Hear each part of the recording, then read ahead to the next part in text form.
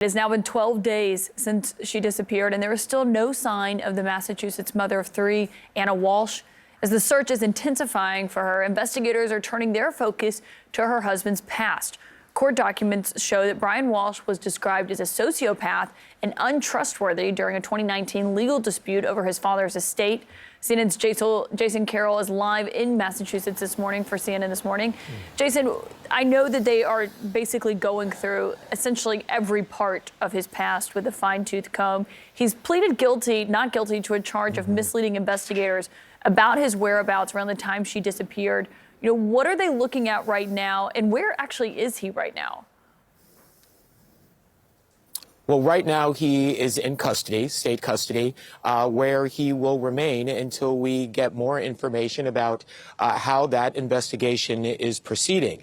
You were talking about those court documents. Really, after combing through a number of those court documents, Caitlin, there were a number of red flags there that we saw where basically Brian Walsh was accused back in 2019 of stealing money from his father and being prone to violence.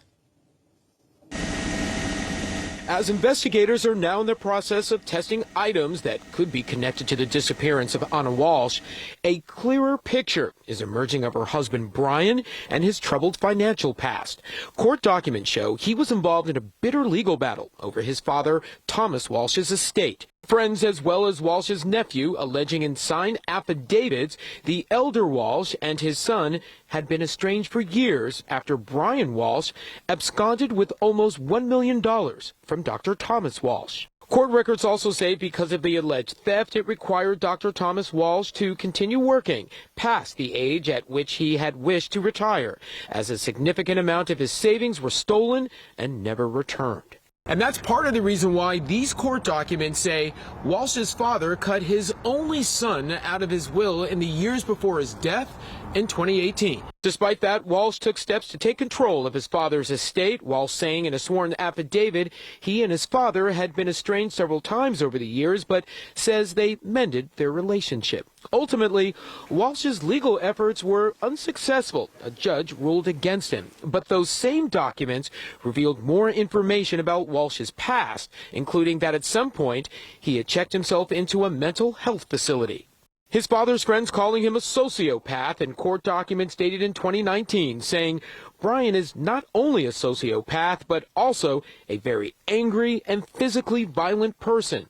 I want nothing to do with him. These allegations surfaced years before Walsh pleaded guilty to federal charges of selling fake Andy Warhol paintings, the victim of the fake sales saying Walsh was very convincing. He was very calculated, almost genius about how he went about things. That troubled past only increasing the scrutiny around the disappearance of his wife.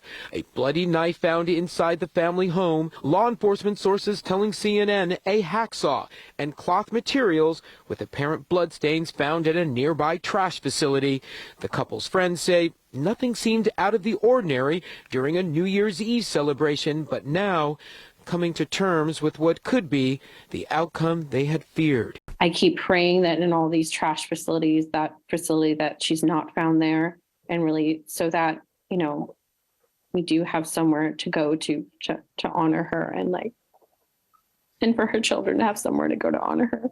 If someone did do something to Anna Walsh, in Massachusetts, the law does not necessarily require prosecutors to show a motive for a crime. Prosecutors like to be able to show a motive.